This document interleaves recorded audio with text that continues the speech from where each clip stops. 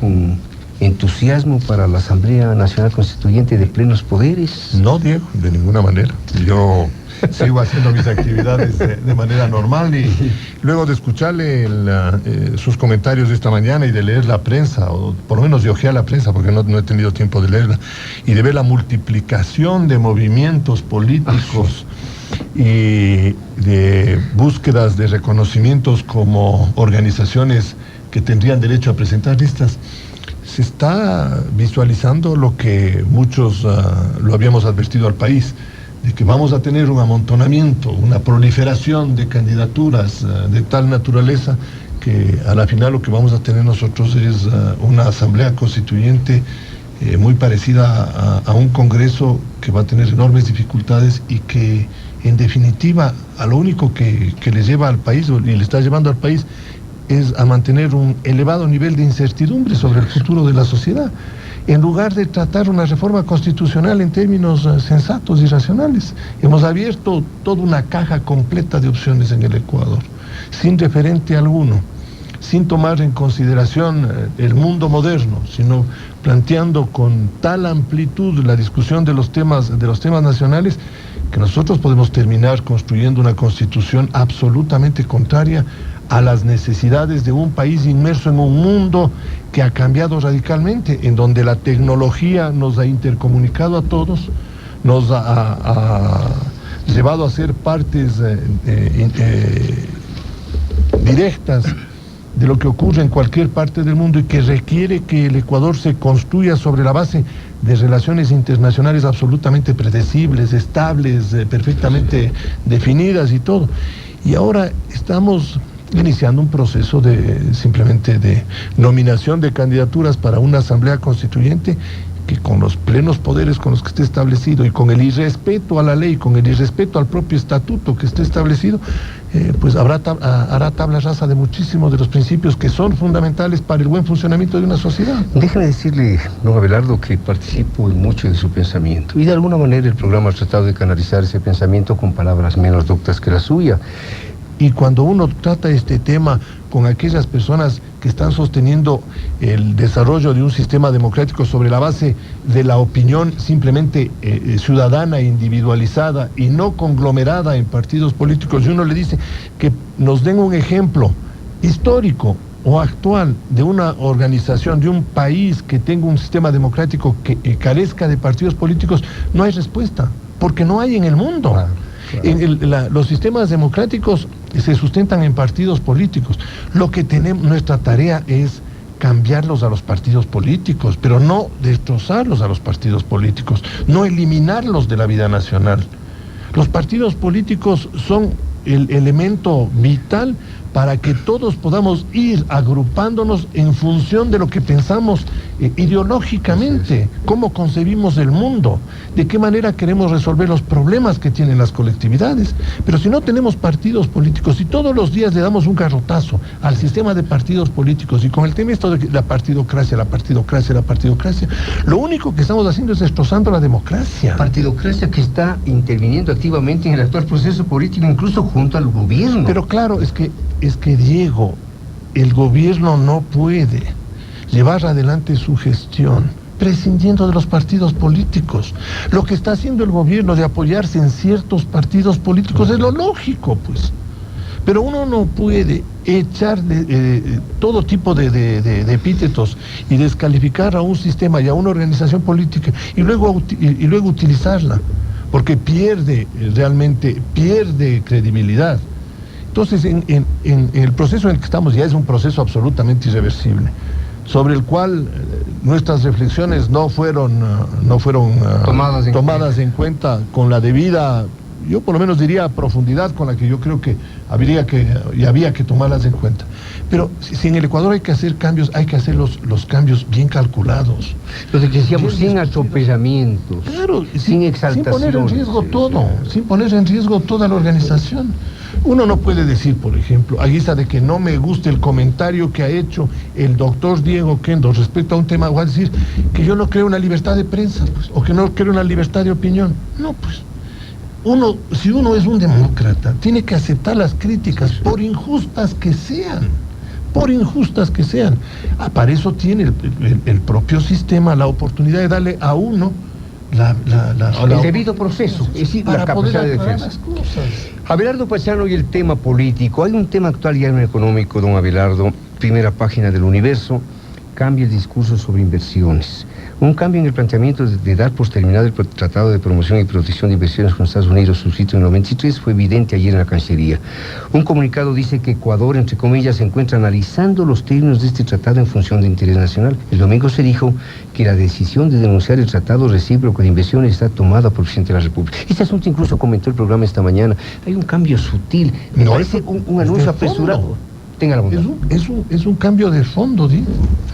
Y es desde el punto de vista de desarrollo del país, la decisión inicial de denunciar el tratado a mí personalmente me parecía un desatino. Desde el punto de vista de mantenimiento del Ecuador, de la inserción del Ecuador dentro de la Organización Económica Mundial. Si nosotros queremos atraer inversionistas, si nosotros queremos que en el Ecuador mejoren las condiciones en las que se desarrollan las empresas ecuatorianas para que sean mucho más competitivas, nosotros tenemos que invitar que vengan inversionistas extranjeros. Hemos hablado en cuántas oportunidades, Diego, de la necesidad de que en todos los campos se vayan dando nuevas opciones a mayores inversionistas para que los monopolios, los oligopolios, los sistemas de control de mercados vayan desapareciendo en beneficio del consumidor. ¿Y cómo lo vamos a conseguir? Con inversionistas extranjeros. Los inversionistas nacionales ya están aquí, ya están jugando. El mercado nuestro no es un mercado grande, no es un mercado atractivo, es un mercado pequeñito.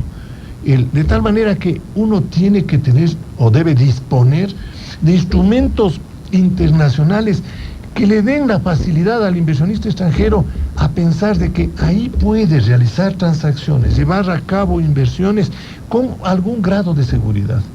El Tratado de Protección de Inversiones Recíprocas, que protege inversiones ecuatorianas en los Estados Unidos, como inversiones americanas en el Ecuador, es un tratado a través del cual lo que se busca es que la normativa que se ha establecido para el desarrollo de esas inversiones sea respetada, de que se respeten los contratos, de que si entre el Estado de los Estados Unidos, si entre el gobierno americano y una empresa ecuatoriana se firma un convenio, el gobierno americano cumpla con ese convenio, y que si en el Ecuador se firma un convenio entre el gobierno del Ecuador y una empresa americana, se cumpla con ese convenio, y si no se cumple, se tenga un mecanismo de arbitraje, de solución de controversias. Ese es el Tratado de Protección de Inversiones Recíprocas. Nosotros estamos diciendo, por ejemplo, para el caso, simplemente a manera de ejemplo, el sistema financiero. Dicen, hay que traer o hay que invitar a que vengan más bancos para que haya más competencia bancaria.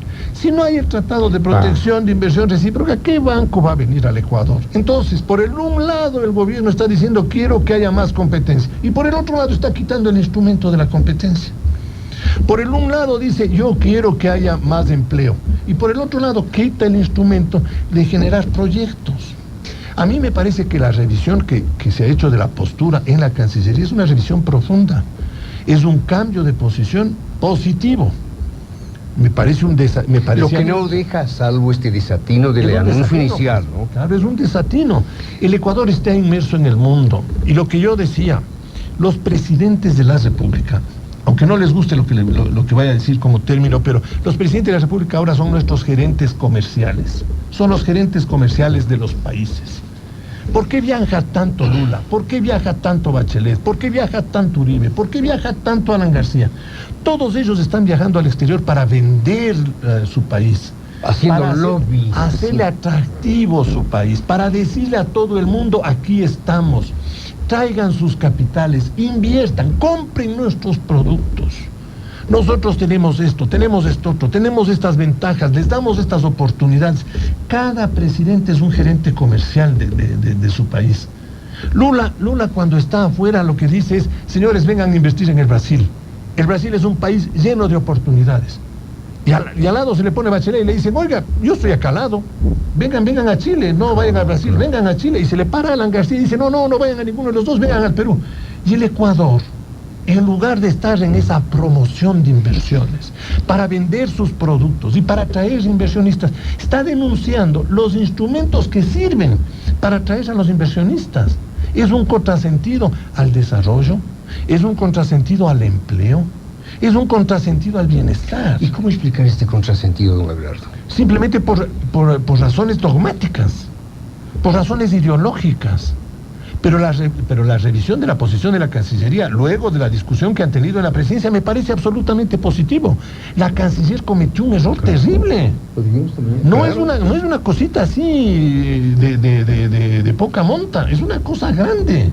En las relaciones internacionales, durante los últimos 10 años, hemos ido tejiendo acuerdos de cooperación y de protección que le hacen al Ecuador, y aparte de un conglomerado mundial, son 40 los tratados de protección de inversiones recíprocas que tenemos firmados, con 40 países. La noticia decía que tenemos hasta con Cuba firmado un tratado. Claro, esos países pueden reaccionar con recelo, claro. No solo con recelo, sino que van a decir qué es lo que está pasando en el Ecuador. Se están cerrando al mundo, cuando lo que tenemos es que abrirnos al mundo, a ganarnos oportunidades.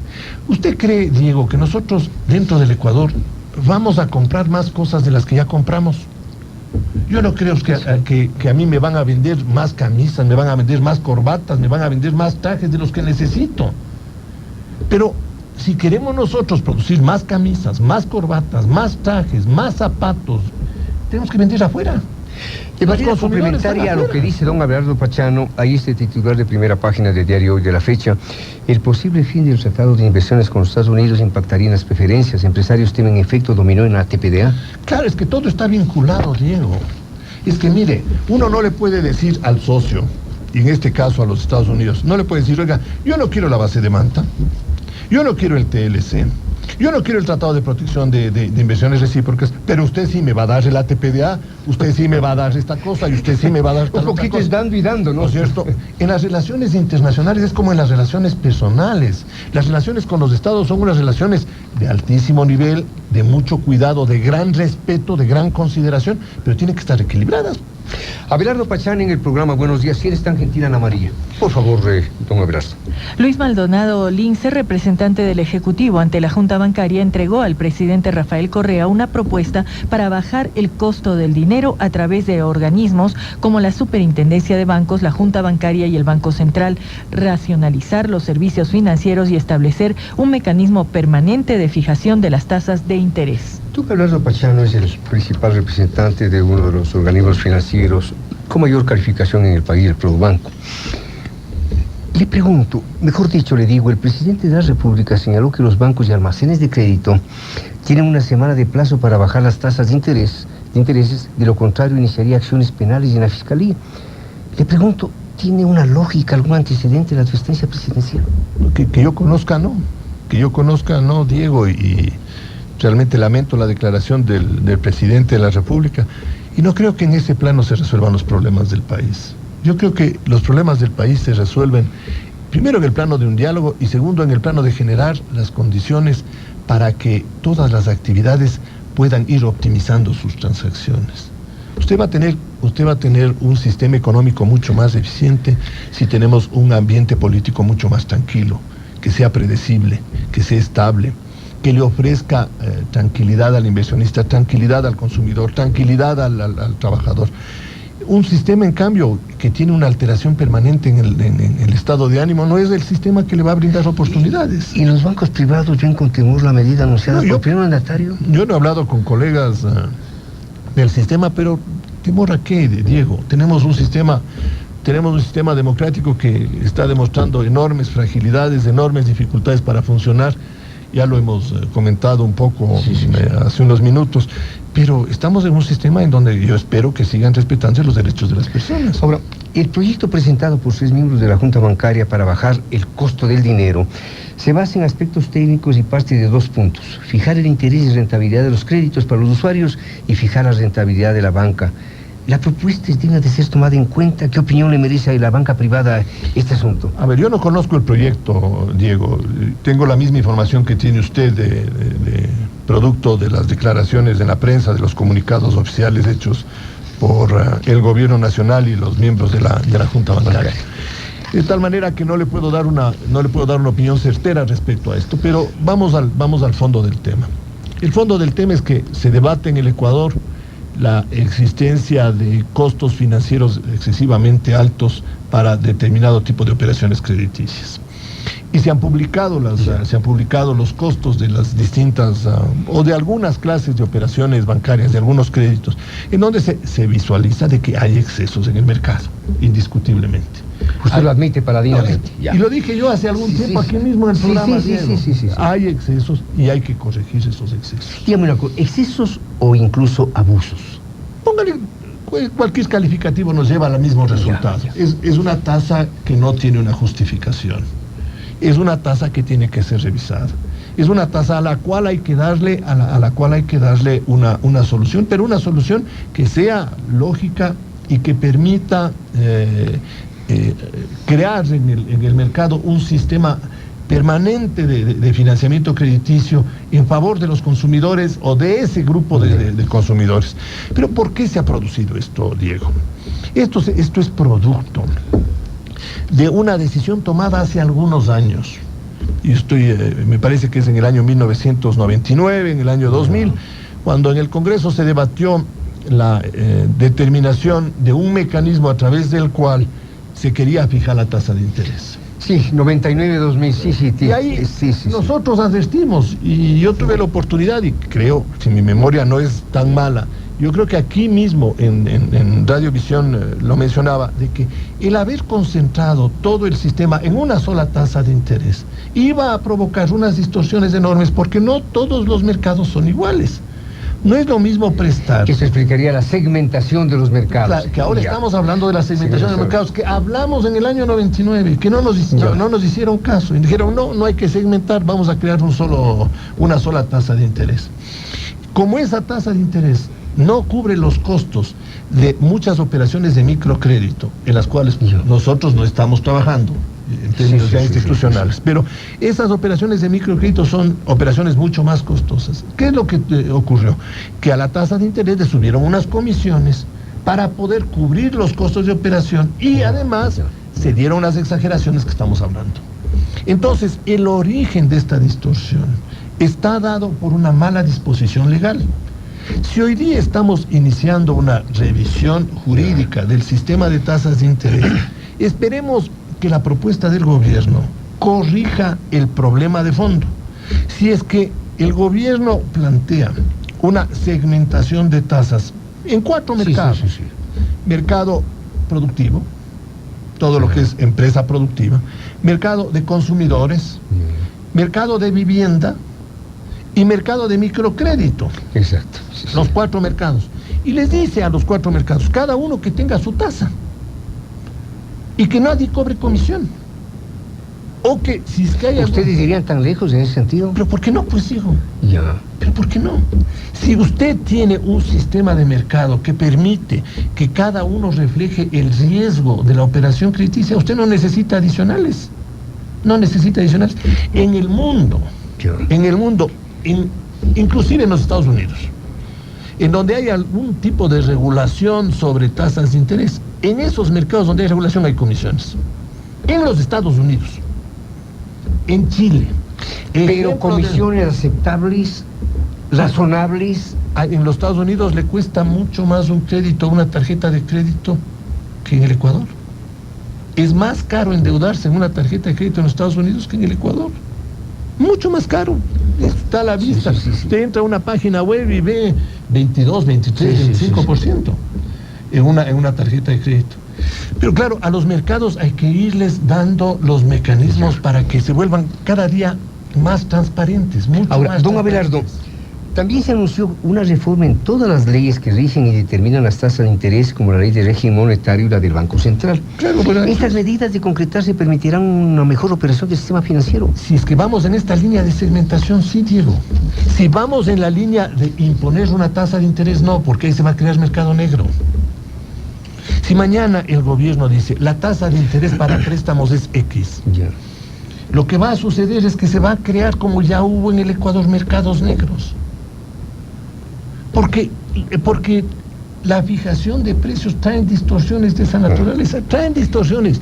Es mejor saber lo que pasa, creando mecanismos muy flexibles, transparentando las cosas, que estableciendo este tipo de normativas fijas. ¿Qué es lo que está sucediendo hoy día en Venezuela con la fijación de los precios para la carne, la fijación de los precios para la leche, no hay carne, no hay leche. No hay carne, no hay leche. Y el presidente Chávez está denunciando de que hay acaparamiento, de que hay esto, de que... Entonces es una bronca histórica en el Ecuador.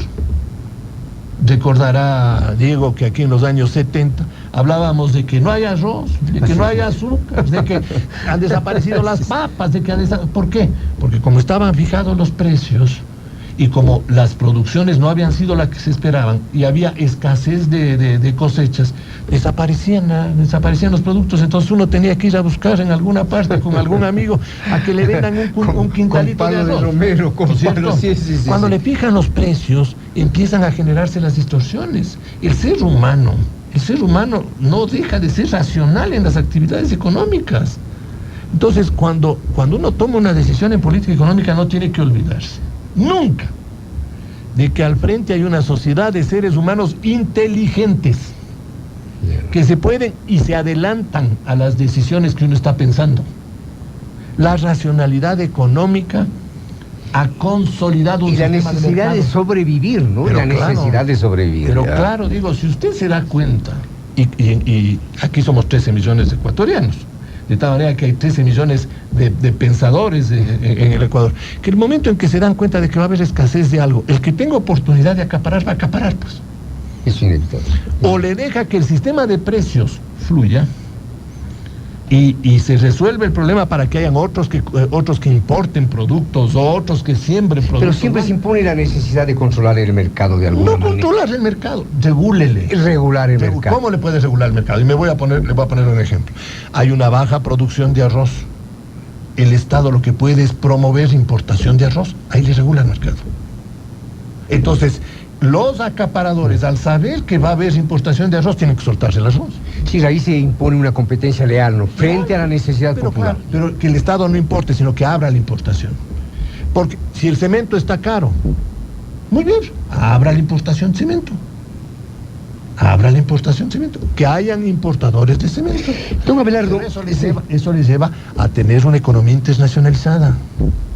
Globalizada, a lo que yo le hablaba hace un ratito sobre el tema de la Cancillería. Don Abelardo, se prevé, quiero insistir en este tema, usted ya se ha referido a él, se prevé que el jefe de Estado dé a conocer un proyecto para establecer legalmente la segmentación de las tasas de interés por tipo de crédito y la reestructuración de la Junta Bancaria con el objetivo de limitar la participación del superintendente de bancos y del gerente del Banco Central del Ecuador, porque aquí hay una especie de dedicatoria personal, ¿no? El cambio institucional anunciado por el gobierno es visto con buenos ojos por la banca privada. A ver, el tema de la segmentación lo hemos conversado. El tema del cambio institucional. A mí personalmente me parece que la presencia del gerente del Banco Central en la Junta Bancaria le hace bien al sistema, le hace bien al país. Porque a través de la presencia del gerente del Banco Central en la Junta Bancaria conseguimos una mejor coordinación entre las políticas de supervisión bancaria que lleva adelante la Junta Bancaria y las políticas monetarias o de control financiero que lleva adelante el Banco Central del Ecuador.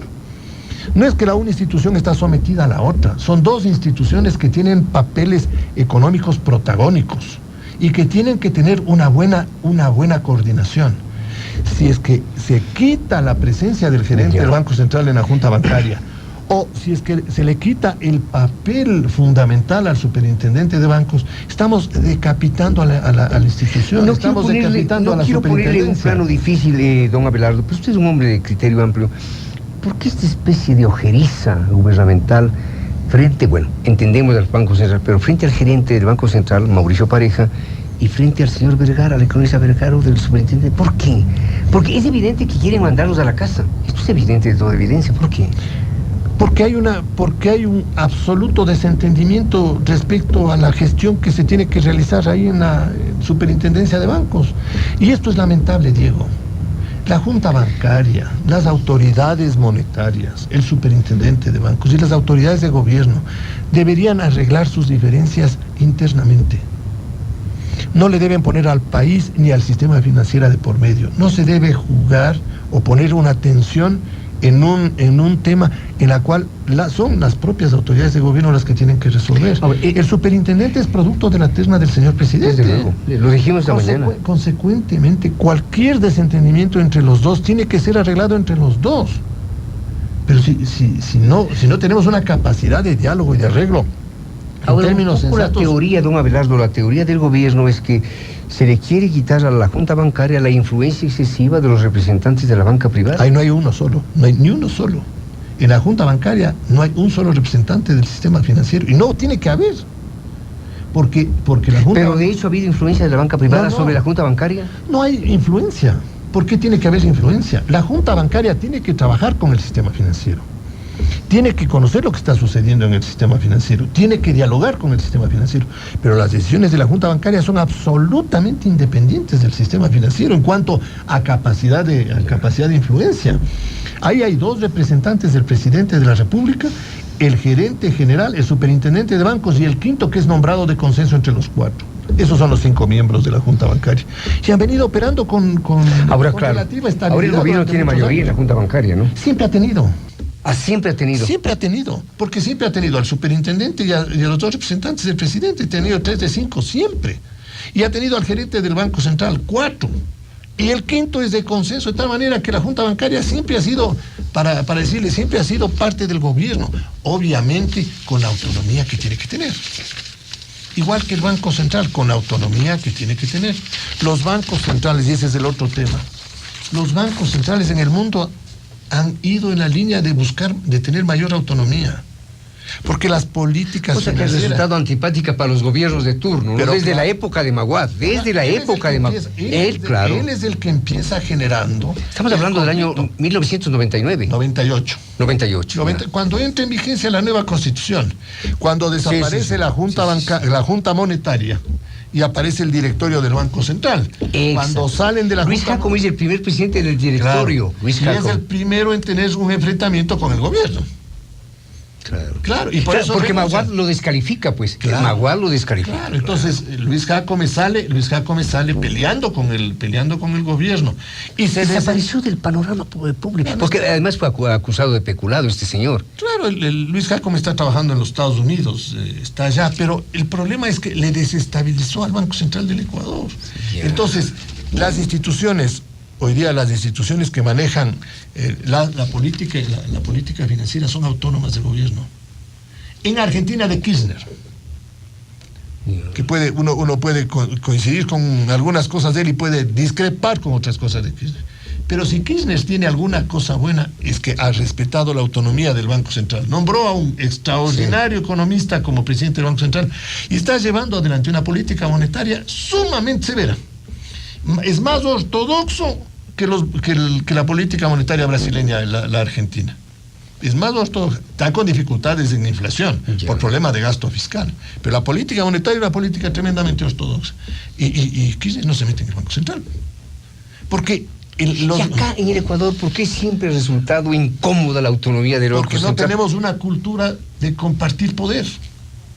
Porque no tenemos una cultura de consensuar políticas.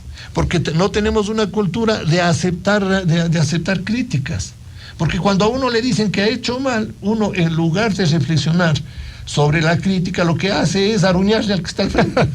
Abelardo Pachano en el programa Buenos Días. Hay algunas llamadas telefónicas, pero en todo caso, la reducción de las tasas de interés solicitada por el Ejecutivo a los bancos privados tiene respaldo en el Parlamento.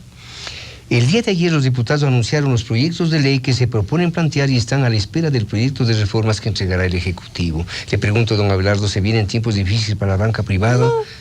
¿Ustedes no se sienten asediados por estos anuncios? Es decir, estamos a la expectativa, igual que están todos respecto a este y todos los temas.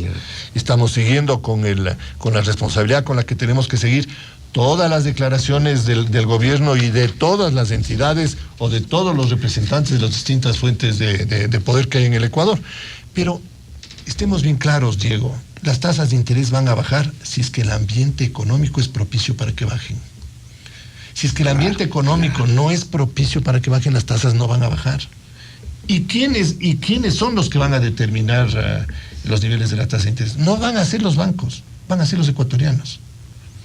Porque los ecuatorianos van a decir... Explique esta metodología un poco. Porque es muy simple, pues. Los ecuatorianos, si es que le tienen confianza al Ecuador, van a traer sus dinero.